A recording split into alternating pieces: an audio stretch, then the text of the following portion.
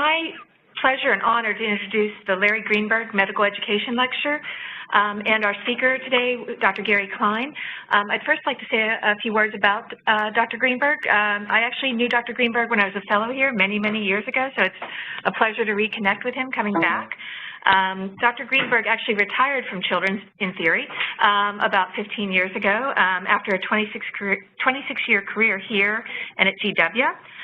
He's here today with his son Jeff, who I've had the pleasure of working with in the emergency department, and it has truly been a pleasure.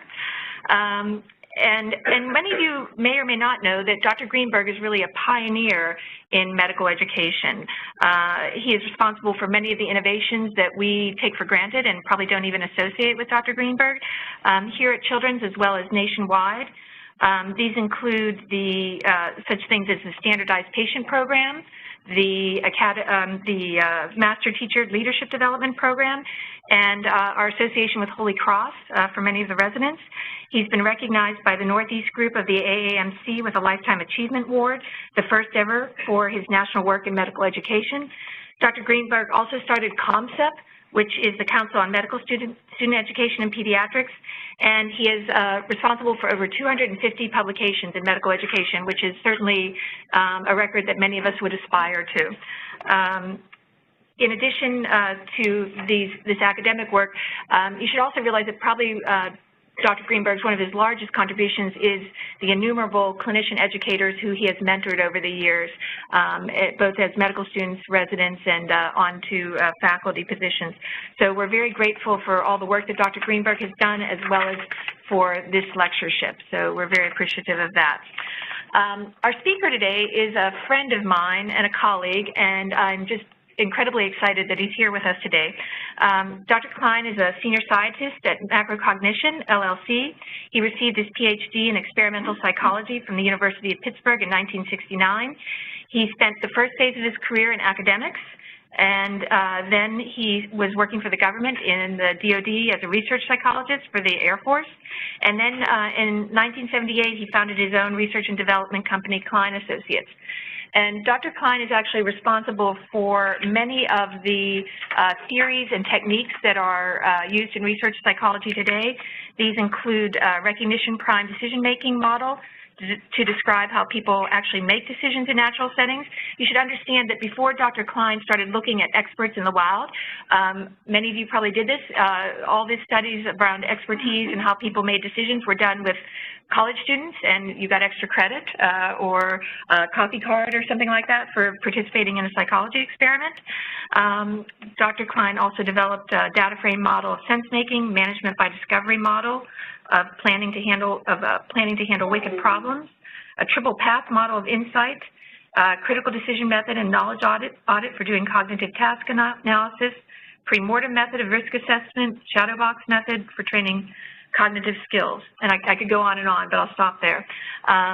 Dr. Klein was instrumental in founding the field of naturalistic decision-making. He's a fellow of both the American Psychological Association and the Human Factors and Ergonomics Society. In 2008, he received the Jack A. Kraft Innovator Award from the Human Factors and Ergonomics Society. Dr. Klein's also an author, and I would recommend any of his books to you if you want to know more about what he does. Reading any of his books will be just an incredible experience for you. So he's written Sources of Power, How People Make Decisions, The Power of Intuition, Working Minds, A Practitioner's Guide to Cognitive Task Analysis, Streetlights and Shadows, and his most recent one, Seeing What Others Don't, The Remarkable Ways We Gain Insights. And I'll finish with this quote, which is from Malcolm Gladwell. Gary Klein has one of the most interesting jobs in America. He runs a consulting firm that helps people make decisions. So if you're in the U.S. Marine Corps and you want to train your officers to make better decisions in combat, or you're Boeing and you want to figure out how to design an aircraft cockpit to reduce errors, or you work in a nuclear reactor and you're worried about how long it took your staff to respond to an accident, you call in Klein. So I'm very happy to have Gary here to talk to us today to share his expertise with the medical and the healthcare field. And I also would just like to say that personally, Gary's been incredibly generous in terms of sharing his information with me and collaborating with me. So I hope you'll enjoy his talk.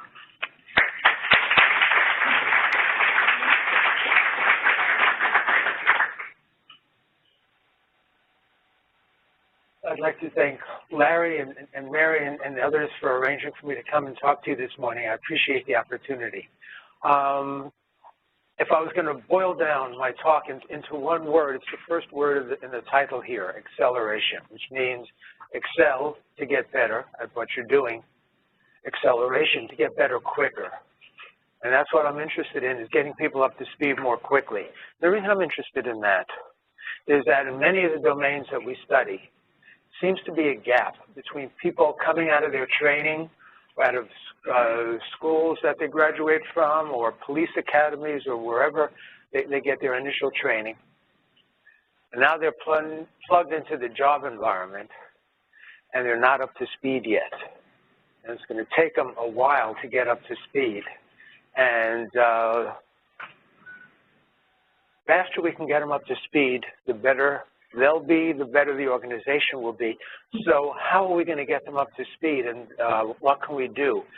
And people try a variety of techniques, but one of the barriers to getting them up to speed is, what does it mean to be up to speed? And in many settings, what people think it means is teaching them more procedures, teaching them how to do things. Here's how you handle this situation. Here's how you handle that situation. And we see it in petrochemical industry. We see it with a project we did with nurses, child protective services. I need to get more plays in my playbook. And there's no doubt that procedures are important. The question is, are they sufficient? Are they enough to get up to speed? The advantage of procedures, and I'm not denying these advantages, many important opportunities come by teaching procedures. There are tools for training tools for novices, memory aids. In the cockpit, they guard against interruptions. You have a checklist, and you want your pilot to go through it. And if there's a radio call, you want to know where they left off so they can finish the checklist and continue without leaving anything out. And mostly they're easy to teach and they're easy to assess, so they're irresistible. And for all of these reasons, we don't want to cut out the importance of procedure. The question is, are they enough to become skilled and proficient and reliable when you get out on the job? And I don't think so. I think procedures are necessary, but they're not sufficient, because here's some of the limitations of procedures. In a well-ordered situation, like inserting a central line, clearly there are procedures, there's checklists. Atul Gawande has talked about that. Checklists to follow. Those are very valuable. In a complex situation, procedures aren't going to get you there, because now you have to be sensitive to context and to interactions. And how does this procedure square with what you know about a patient? And how do you have to adjust it and rethink it and modify it? They don't really cover anomalies and problems like that. They're hard to keep updated. Chris Miller, Greg Jameson looked at petrochemical plants where they tried to instill a culture of procedures. Here's the steps, just follow these steps. It didn't work.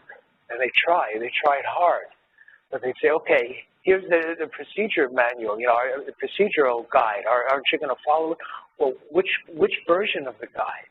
When was this done? And when was it updated? And you may be using one version, I'm using a different version, and we think we're using the same, and now we can have a confusion. And so it's hard, it was very hard for them to try to standardize, because if you standardize it, what happens when you learn something else? You want to modify it. And now that's going to create all kinds of havoc and create all kinds of confusion.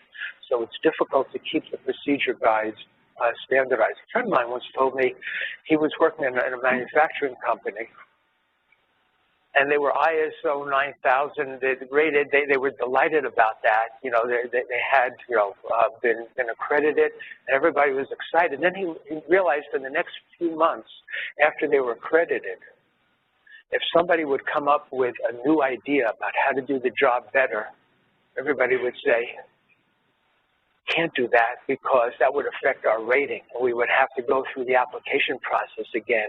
So the rating was actually locking them in to procedures that they now knew weren't as good as could be. It was freezing them rather than allowing them to grow. Tim Vicente did a study in Canada of nuclear power plants. And one of his stories was the Canadian equivalent of the Nuclear Regulatory Commission goes around to these plants and conducts drills to see if everybody's up to speed. And in one of these plants, the operators were really sharp. They were really very good. And so they would give them all these tough challenges during the simulation test, and they could handle it all year after year, except for one thing. Each year they'd be written up because they didn't perfectly follow the procedures and follow all the steps. And they'd be dinged for that year after year. So one year they knew that they were about to, to undergo this testing, and everybody in the control room got together, shook on it. Come what may, we're going to follow the procedures. As luck would have it, the particular malfunction that got introduced during this test got them into a loop. So I would do something, and then you would have to respond, and you'd do something, and then you'd respond, and that would restore it to the original situation, and they got into a loop. And as soon as they saw they were in a loop, they looked at each other, and they smiled, but they knew they had made this agreement, so they just kept in the loop again and again until the controller said, okay, we get it here. You can depart from it and follow, and complete the mission. And that year, they got written up for malicious procedural compliance. So there's no winning here. So procedures aren't enough. It's not enough to get people across that gap. I'll give you another example from the aviation industry.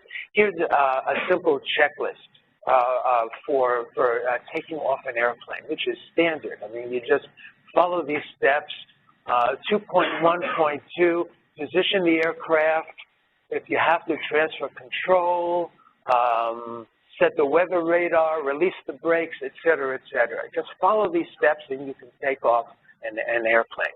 So if I pop you in an airplane, you just follow these steps, and you could, I wouldn't trust you to take off an airplane. I was riding in, but theoretically, you can just follow these steps, except the people who made up the checklist couldn't stop themselves from adding in some additional factors here.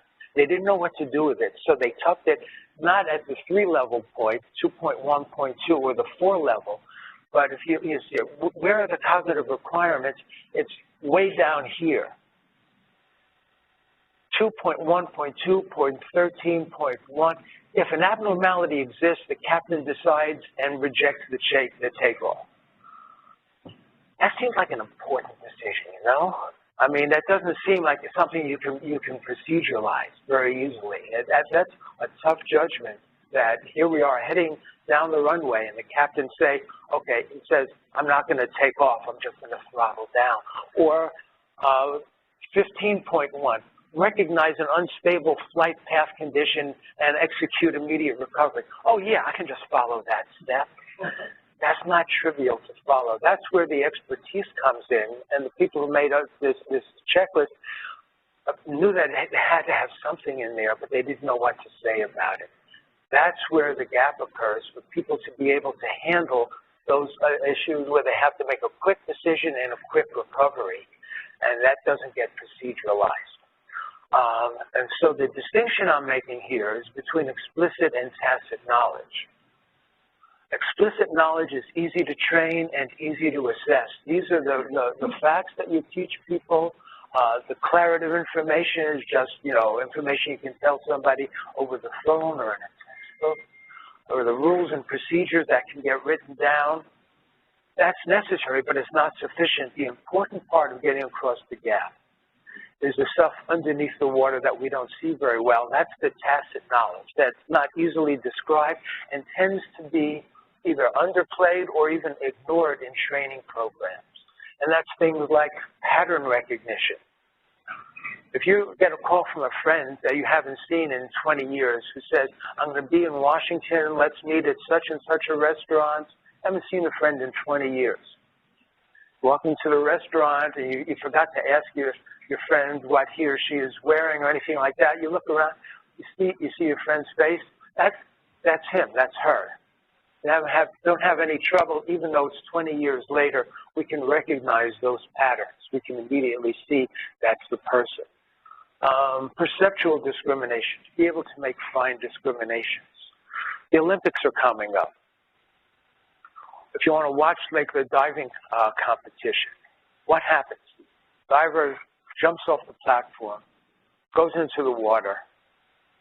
Commentators will say, and it looks like a perfect dive. Each one looks like a perfect dive. The commentators will say, her ankles came apart just as she was entering the water, and that's why the splash was so hard. Then they'll show it in a replay, and sure enough, that's what happened. We can see it in a replay. They see it at the time. They've seen so many of these that they know what to look for, and they know what is typical, and they know what the anomalies are, so they can see things that are invisible to the rest of us. That's perceptual discrimination still. So they can judge typicality and anomaly. And I'll talk about mental models, which are the beliefs we have about the way things work and about the mindsets we have about how to approach things and how to understand situations and what to do about them. I'll talk about those in a second. These are the aspects of expertise that people have to develop to cross that gap reliably and for us to feel comfortable with them doing the job. And the more we can identify those and help people develop this kind of tacit knowledge, the faster they can cross that gap and become competent at the job. So, would we trust our lives to tacit knowledge? Would we rely on tacit knowledge for our, to save our lives? Of course we would, because we do every day. We drive a car. Got to make a left-hand turn against traffic, right? How do you decide whether it's okay to make the left-hand turn? If you really want to lead a perfectly rule-based life, I'll give you a rule that you can follow to safely make left-hand turns. Determine how long it takes you to make a left-hand turn. Then, for each gap between cars that are coming in the opposite direction, estimate the amount of time between the two cars. Then subtract the amount of time you need from the amount of time that there is between the gap and the cars. And if the number is positive, make the turn. And if it's not positive, you should make the turn. By the way, don't try to use this rule whenever you drive. This isn't going to, and if you have a teenager, don't teach your teenager this rule. This isn't how we make left-hand turns. And left-hand turns are not a trivial decision. And we've seen too many times when there's, little red pieces of plastic on the road from people who made the turn at the wrong time. It's not an easy decision. We make it intuitively. We make it based on our experience and our tacit knowledge. And that takes into account the gap between the cars, and is the car behind speeding up, and is it a road we're familiar with, and has it been raining a little bit, and all of those factors we take into account to determine whether we can make the turn or not. Another project, another example of perceptual skills, a project we did a number of years ago. This would have been in the late 80s with nurses in a neonatal intensive care unit. This was led by my colleague, Beth Crandall. And we were brought in to understand some of the perceptual skills of these nurses, particularly because at that time, sepsis was an issue. Newborns were dying, and there was a new population that they weren't used to, which was microbabies, babies that weighed less than 2 pounds or less than a pound, who could be kept alive because of surfactant therapy. So you have these microbabies, and when a microbaby would develop sepsis, it would spread extremely rapidly because the baby only weighed a pound or 2. And so if you did the blood work might come back, and blood work showed negative. And the staff would look at the nurse caring for that baby, and the nurse would say, I think we need to start it on antibiotics, which you don't do lightly.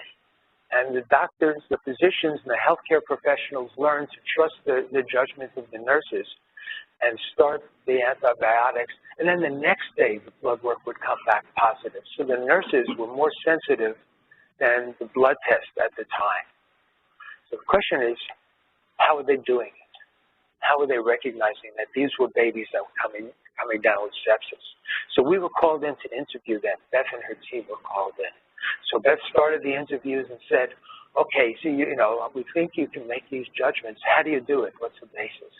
And the nurses would say, it's experience. So Beth was a much kinder interviewer than I would write down experience. And she would say, anything else? And they would think and they'd say, it's experience plus intuition. Okay. She'd write that down, and that's all they could say. This was tacit knowledge, and they didn't know how to describe it. But that's not the way to do cognitive interviews. And so Beth, instead of asking them what they were doing, said, tell me about the last baby, the last neonate that you saw that you thought was coming down with sepsis. When was that? Oh, about 3 weeks ago. All right. What did you see? And so they would describe the cues that they noticed around that particular baby. So when you ask them about specific cases, then you got the kinds of details. As a result, at the end of the study, Beth had identified a number of cues and patterns that these nurses were able to pick up on. And half of the ones that they identified at that time had not appeared in the medical or nursing literature. And they were things like, irritability. If we develop an infection, we get irritable. We get, we're sort of uncomfortable. For these microbabies, when they developed an infection, they wouldn't be irritable, quite the reverse. One nurse said, there was a baby and his color was a little bit off and there was something going on around its lips and a couple of things like that. But I knew we were in trouble because this was a baby that would always scream bloody murder whenever I picked it up to weigh it. On this day, it was just limp. And I said, this isn't right. There's something wrong with this baby. So they were seeing cues, they were noticing things in conjunction with others, and just developed a number of cues that they were picking up on. But they couldn't describe it initially. So now let me talk about mental models, because that's an important part of tacit knowledge. Mental models are our beliefs about how things work and how to get them to work better. And so you all have mental models about different kinds of diseases, about various kinds of treatments, how they work, but you have more than that. You work with specific patients, and so you can run your mental model with regard to that patient, what that patient's condition is, what to expect, and if things aren't developing the way you would expect, how to change it, how to modify it. And it's hard to articulate what your mental models are, but they're there and they're important and they're critical for the way you do your job. And the faster you can acquire those kinds of mental models, the faster you cross that gap. Can you ever get people to explain their mental models? I think it's possible, and I'll tell you why.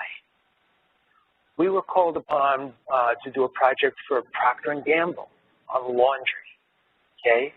And it was about stain removal. Procter & Gamble had a new product. They wanted to see housewives, what was their mental model about the way this laundry product worked to remove stains.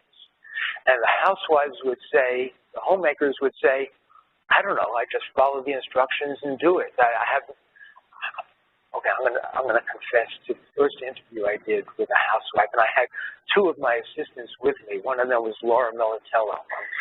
And so we go into we had arranged for these interviews. We go into her home, and I actually said, and I'm embarrassed to this day, I said, okay, so what is your mental model of how this thing will, can you believe I was that dumb? And she listened to me, and she turned to Laura and the other research assistant and said, is he for real? They didn't even know what a mental model was, obviously. That's just our jargon, and they had no idea how to describe it. So as we drove back to the office, it was sort of an embarrassing drive back with the other two sort of enjoying my discomfort. So that just made me determined to try to ferret out what the mental models were. So I said, I vowed I would never use the word mental model in interviewing anybody again, and I never have. But how do you get at their mental model? So I had a friend of mine who is a graphic artist come up with a few drawings of different possible ways that a stain removal product could work. The next time we went out, I said, okay, here's 3 possible mechanisms. Maybe it allows you to flush it out, or it transforms it, or it eats it away. Which of these is closest to what you think is going on? And they would say, well, I think it's, they would pick one. I think it's that one, but not exactly that. Let me tell you why not. And all of a sudden, we had a discussion which uncovered what their mental model was. So there was a way to get it out, but not by asking, what's your mental model, but there was a way to probe for it and to understand. Next issue is mindsets. Now, we're finding that mindsets are extremely important as a form of tacit knowledge in a variety of jobs. And the person who's done the most to popularize the work on and show the importance of mindsets is Carol Dweck. And she looked at the beliefs that we have about ability. And she found some people have a belief that ability is fixed. You're born that way, you're just smart or not smart, and that's just the way it is. But other people have the belief that abilities are not fixed, that they can be developed. They have a growth mindset. And there's an important difference between people who have a fixed mindset and a growth mindset. If you have a fixed mindset and you're going to be tested, that's pretty nerve-wracking, because what if you don't do well? That's a sign that you're not very good. And so people get very nervous about being tested, about trying new challenges, because it might expose them. People with a growth mindset are much less apprehensive about trying new things and challenging themselves because they know they want to get better. And Dweck showed the difference between these two mindsets and how it propagates through their education and through their professional lives. One of her stories is about a young teenager, and she was explaining the concept of a fixed versus a growth mindset, and he said, and he had been having trouble in school all along, and he said, you mean I don't have to be stupid? And the answer was, no, you don't have to be stupid. You can be working at things. So that's one important mindset shift that seems to make a critical difference in improving skills. We've identified some other mindsets, and the advantage of mindsets is they sort of organize other kinds of skills and get you, and they're easier to shift. We've identified a mindset of procedures to problem solving, and we've seen this in domains such as nursing, child protective services, petrochemical industry, the police. You have police officers coming out of the academy and they think, I just need to add more plays to my playbook. I need to get the procedures down. Here's how you handcuff somebody. Here's how you run this kind of a background check. I need to learn more of those things. And of course they do, but that's not enough. Procedures are never going to be enough in the complex situations that they work in. And so they have to give up their faith in adding more plays to their playbook and realize they're going to have to solve problems. They're going to encounter situations they haven't seen before, and they have to be ready to adapt. Another one is reacting to anticipating. People in a number of situations think, I wait for something to happen and I react to it. But to become really skilled, you have to get ahead of the curve. You have to anticipate. And it's not just a question of experience. I've talked to some people in child protective services, and they say, even people who've been here for several years, if they have a reactive mindset, they're just waiting. And we want to get them out of that to thinking ahead. What could be going on in this situation? Building trust. This was an important discovery in a project we did with police officers. We were looking at how some police officers are able to have good interactions with civilians, not antagonize them, not infuriate them, and others were not. And all of them have to have a mindset, I need to make sure I keep myself safe because it's a dangerous occupation. And I need to have a mindset of accomplishing the mission, whatever it is, things like that. But these good strangers, the ones who are working well with civilians, seemed as if they had one additional mindset that the others didn't, which was, one police officer described it to me, and I'll never forget the interview because he was not, he was a big police officer, okay? His arms were larger than my legs. And he said when he joined the police force, he did it for the excitement. He wanted to run after bad guys. He wanted to, arrest people. He was in it for the action. He was in it for the adrenaline. But then he watched his first field training officer who would just talk quietly to people and get him to do what he asked. And the police officer we interviewed said, I wondered how he was able to do that. What was his magic? Because I was winning most of the fights, but I knew that year after year it was going to take a toll. And he was able to get a compliance and get cooperation without getting into any fights. And so he watched him, and he said, what I do now when I deal with a civilian, I try to move the needle. I conduct myself so that the civilian trusts me more at the end of the encounter than at the beginning. And if you have that mindset, it changes the whole interaction.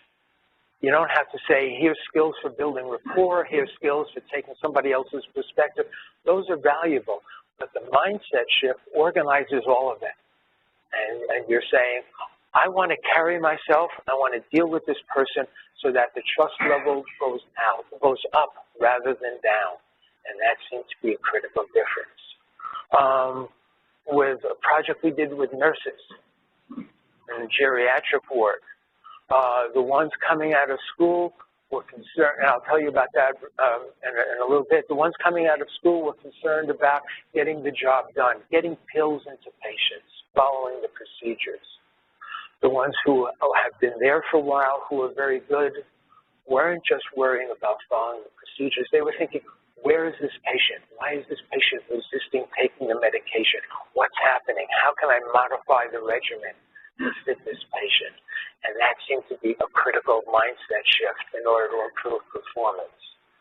They were focused not on the symptoms, but on the causes.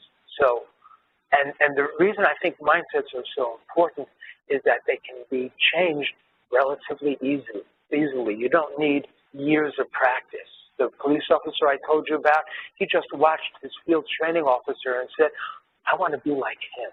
I want to be able to have his power. How do I do it? All right. So how do we get people across that gap? What can we do if we focus on tacit knowledge? Here's a few suggestions that I have, things that you might consider for your own work and your own interactions. The first one, maybe the most important, is on-the-job training. You have people who are extremely skilled, and they can tell newbies what to do. Mostly they tell them about the steps to follow. Here's how to operate the equipment. Here's all the procedures. They're usually not very good at describing their tacit knowledge. If they can be helped to share their tacit knowledge, that could make a tremendous difference. Can that happen? I think it can, and I'll tell you why. I was once doing a study to try to develop a new method of cognitive interviewing, and I flew out to San Diego, and there was my sponsor for the Navy brought somebody in to the interview so I could try out the new method. And this was a really nice guy who came in. He was an electronic warfare coordinator who served 6 months at sea. Then you come back and you teach classes, and you go back to sea and so forth.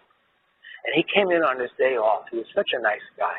And I had a 2-hour interview, and he figured the interview would be me just asking him questions, and he would, sort of tell me explicit knowledge. That's not the way the interview went. I kept probing. How did you know this? Tell me about a tough case. Where would I have made a mistake? And I kept pushing him and pushing him. Not in an unkind way, because I was impressed by him. But I kept pushing him into explaining things and articulating things that he wasn't used to discussing. What I didn't know, because he was a very sweet guy, is he hated the interview. He was angry at me. He was furious at his friend who made him come in on his day off for this kind of torture session. And he just sort of steamed out of the interview, not a happy man. And he steamed for a day or two. Then it was time for him to teach his next class. And as he told us later, he said, I got up to teach the class, and I heard myself explaining things that I never explained before. And when the class was done, he went back to his friend and said, I don't know what happened to me during that interview, but I want to be part of the project. And he became part of our project and part of our team.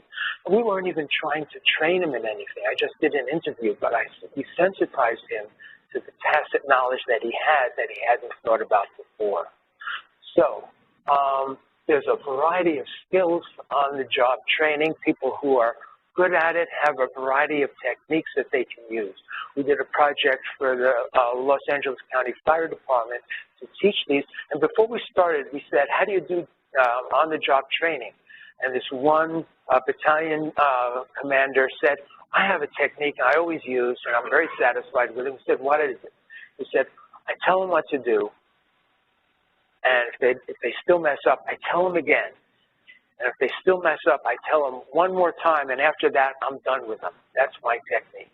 Wow, that's really enlightening. That's really effective. Other people could articulate a variety of different strategies. They had different ways of doing things. And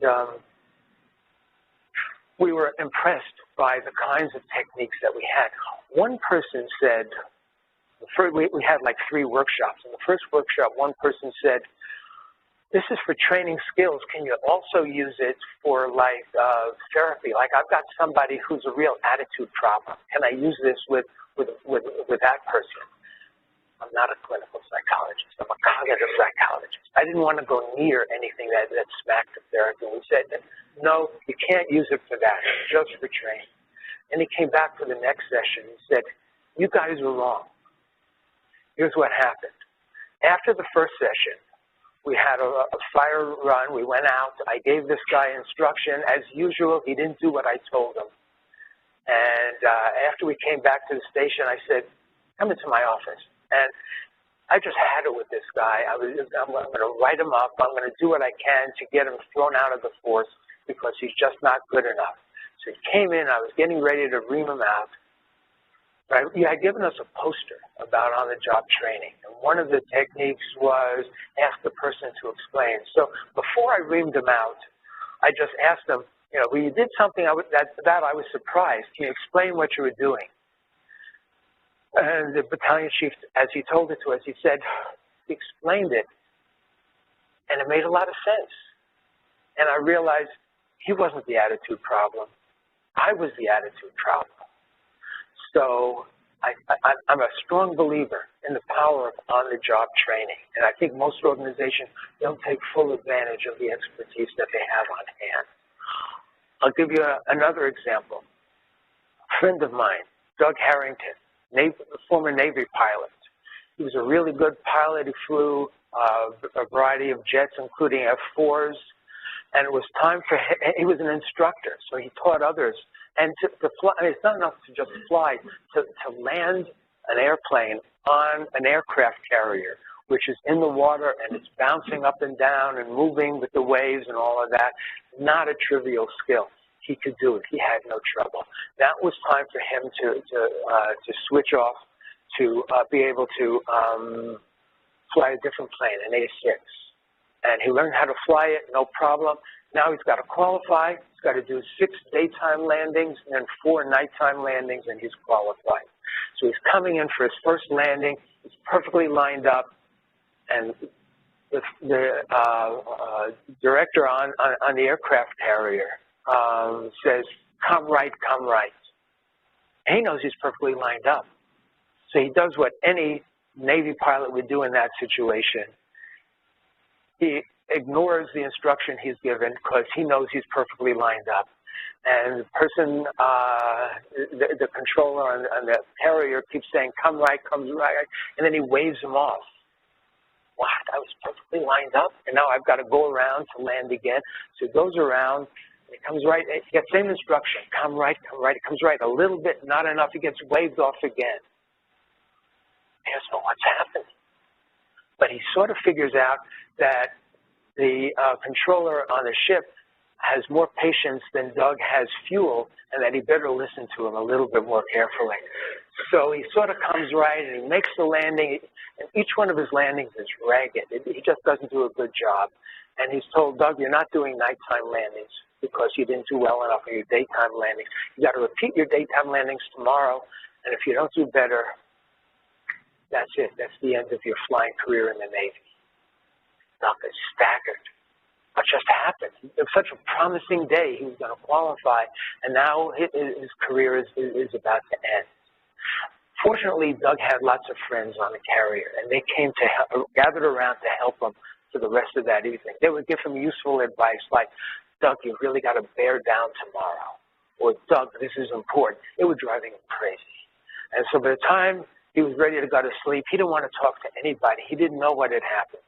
And there's a knock on the door, and it's the controller on the ship. And Doug says, I don't want to talk to anybody. I've had it. I just want to get to sleep, and maybe tomorrow will be better. I don't want to hear what you've got to tell me. And he says, Doug, let me in. I just want to talk to you. I have nothing to tell you. I just want to talk to you. So Doug reluctantly lets him in. And he says, okay, Doug, you're transitioning to an A6. You used to flying an F4. It's okay. And so in an F4, even when you were an instructor, where were you sitting? Well, there was the students, the nose of the plane, and the students, and me, and the tail, all in a straight line. And he said, and what are you trying to do? I'm just trying to put the nose of the plane on the center line to be able to land. And he said, and what are you doing here in an A6? Trying to do the same thing, put the nose of the plane on the center line. But wait a second, Doug, you're not in a straight line. You're offset. There's you and the co-pilot. You're next to each other. And Doug said, it's only about 1.5 feet. What kind of a difference could it make? So the controller said, let's try this, and I'd like you to try it. He said, Doug, extend your hand with your thumb up. Your thumb is the nose of your airplane. Please humor me on this. Line your thumb with some vertical line in the room, and that's where you want to land, okay? You have it lined up, right? Now, move your head 1.5 feet over and pull your thumb back over there. And Doug said, I'm an idiot. He was immediately convinced, and the next day he had no trouble. I love that story because the controller was not his trainer, and the controller didn't know the answer. He wanted to work with Doug, help Doug discover the flaw in his mental model, because it was a flawed mental model. And this allowed Doug not only to discover it, but to discover it for himself so that it wasn't an argument, and then to see what he had to change. To me, that epitomizes a good colleague and a good support and a good person who can provide on-the-job training. I'll give you another example of somebody who did not do such a good job. That person is me, and I was doing some decision training for the Marine Corps, and we had a decision game. And we sprung it on some people, and they came in. It was a class, and the task is you're the head of the third fire team. The first two have proceeded. It's dusk, proceeding in this direction, and they got pinned down by the enemy. You're the head of the third fire team. What do you do? And this tough Marine says, here's what I do. I tell my team, follow me, boys, and we would charge up the hill right at the enemy. That struck me as one of the dumbest things I had ever heard. But he didn't have a weapon, but he was large enough that I wasn't prepared to tell him that it didn't seem like a really smart way to proceed. So I thought, oh, that's interesting. Anybody else have any ideas? And somebody else said, well, what I would do is I go up to the top of that hill and drive the enemy off, which is a more appropriate solution. And so we went from there. And years later, when thinking about it, I realized I had missed an opportunity. Why had the first Marine said charge up the hill?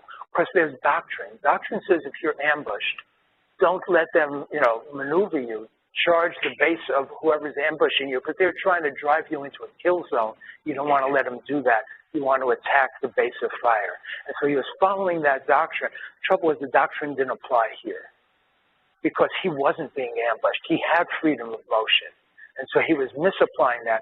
I could have asked him why he made that decision, and we could have uncovered that, and we could have helped him the way the previous example with landing on a carrier, the person helped them.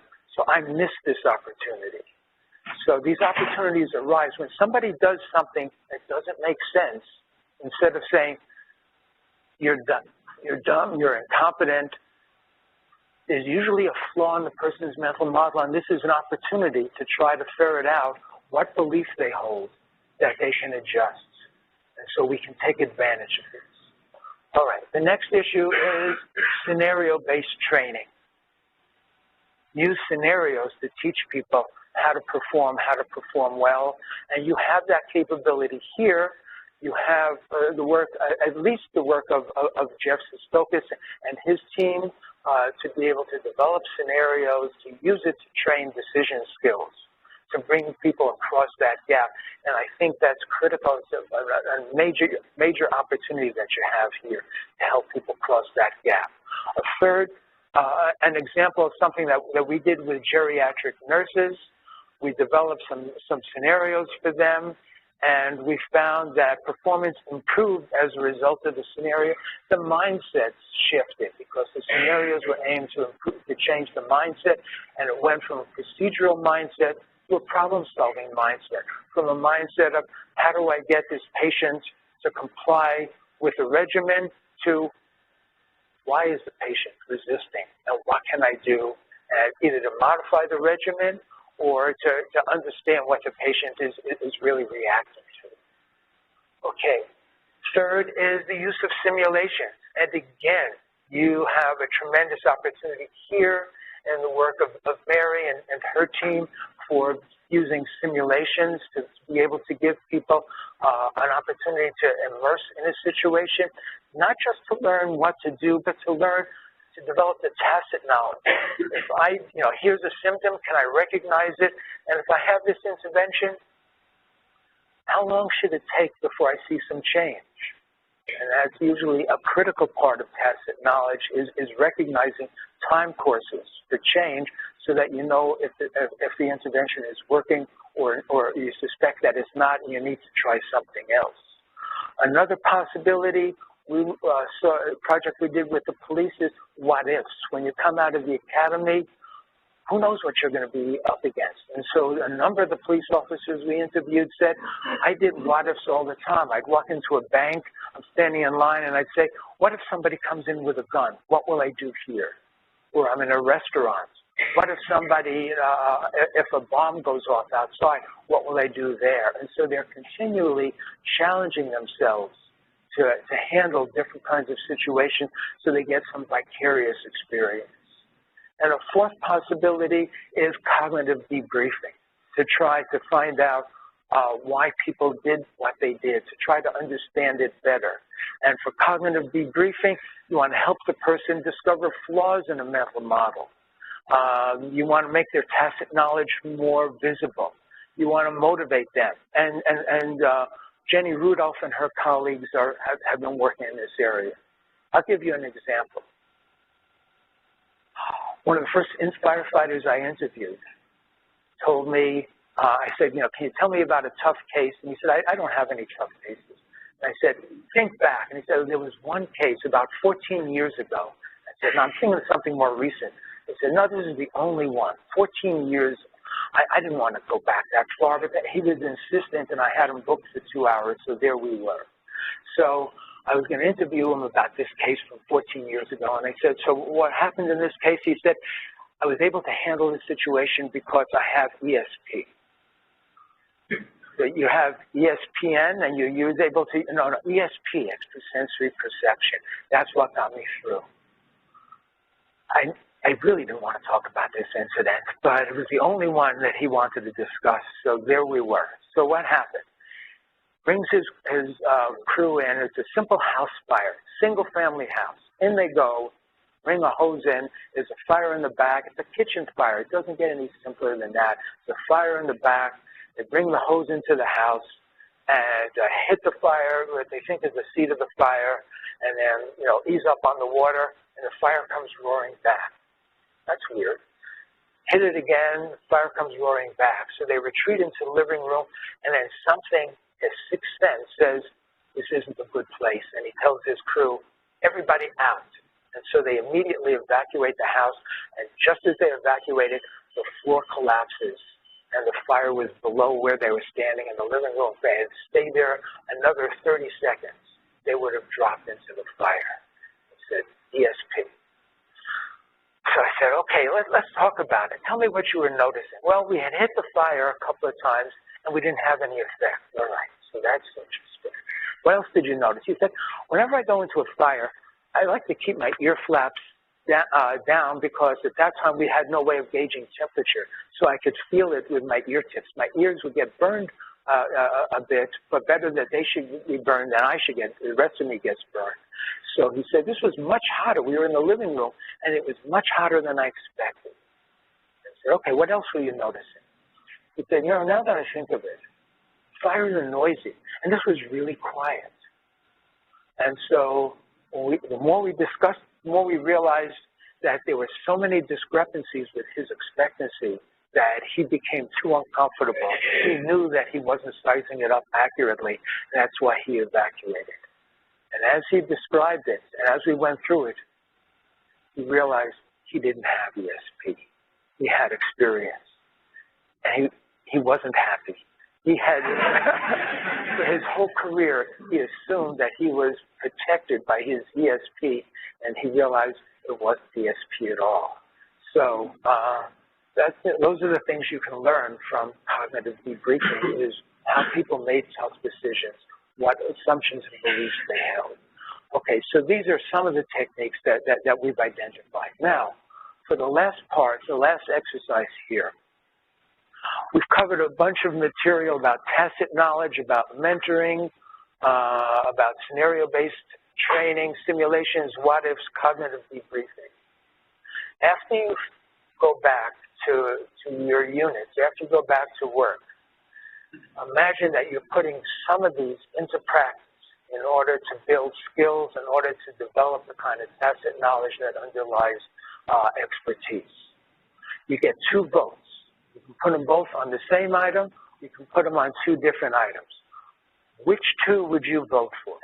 And I'm going to ask for a show of hands. So I'm going to give you 30 seconds to decide where you're going to put your 2 votes for how you're going to be able to apply some of the things we've discussed today when we finish with the lecture. All right? 15 seconds to go.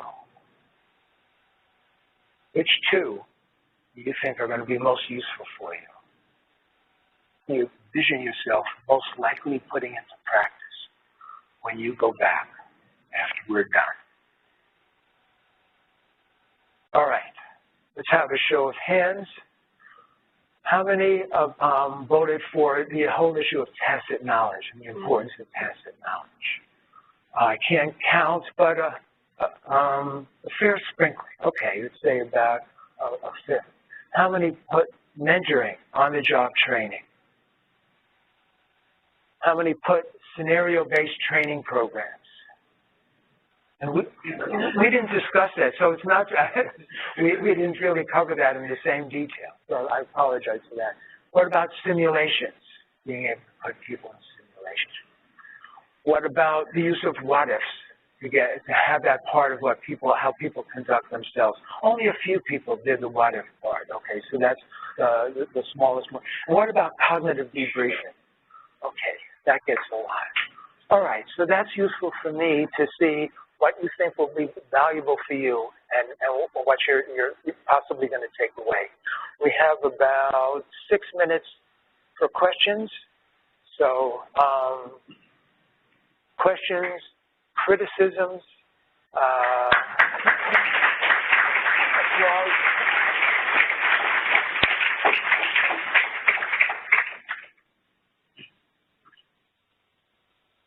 Thanks so much. I'm not shocked, but I must say, as you went through through this session, I was thinking and reflecting about what you were saying and what the overlap with medicine was. And I would say we have a lot to learn, and we need to really pull in other disciplines to really make medicine more whole. A couple of examples of what if. That's such a powerful concept, and it's something we should be using in medicine every day. It's a hypothetical question that we ask a student or a resident. Okay, this is a 3-year-old with fever, and you seem to know how to approach it. What if I told you this was a 3-month-old? So we go from the specific to the general. The demonstration, too, thinking out loud, is a technique called activated demonstration. When you go into a room, you take a student or learner with you, you tell them to watch you do certain things so that when they go in the room, they're activated. They're not just a bump on the log, and they're watching you do what you do best. And there are many other examples, but I was pretty blown away by, thinking about how some of your stuff applies. Thank you. Thank you.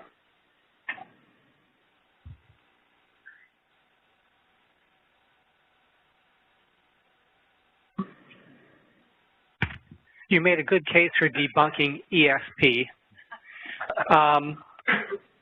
But I'm curious to know whether you can make a positive case for what people would call traditionally intuition. And what is clinical intuition? Is it simply pattern recognition, as you suppose, in the case of either the firefighter or others? Or is there something else that we're not quite seeing because of our own framing bias about what the truth is and what evidence is? Okay, great question.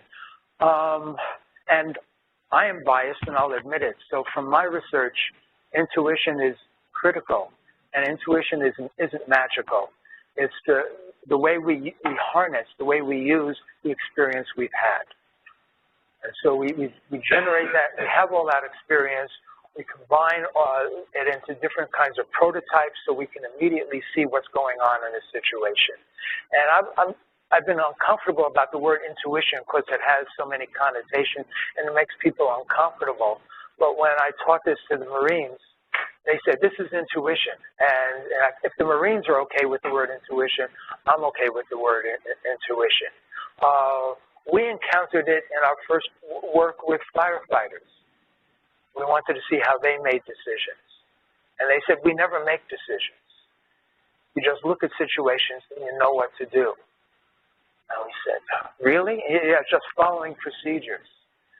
And we said, can we see your procedure manual? And they said, oh, it's not written down. You just know.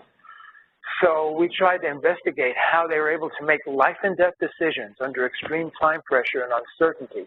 And the account we came up with started out with intuition. They could make pattern matching judgments and recognize situations and say, here's what I think is going on. And when they made that pattern match, it would tell them, here are the cues that are important I should watch more carefully. Here's the goals that are plausible. I know what I should try to achieve. Here is what I should expect. And so if your expectation is violated, that tells you maybe you misidentified it. So that's a correction. And here's what I should do in this situation. That's all intuition. There's no, careful analysis or calculation. That's just drawing on your experience. But that's not enough, because what if your intuition is wrong? Because you can never completely trust it. So the way how do you evaluate an option except by comparing it to another? The way they evaluated it is they imagined it. If I put this action into practice, how would it work and what problems can it run into? And so the model we came up with was part intuition and part mental simulation and imagining. It's a blend of the two. And that research has been replicated a number of times.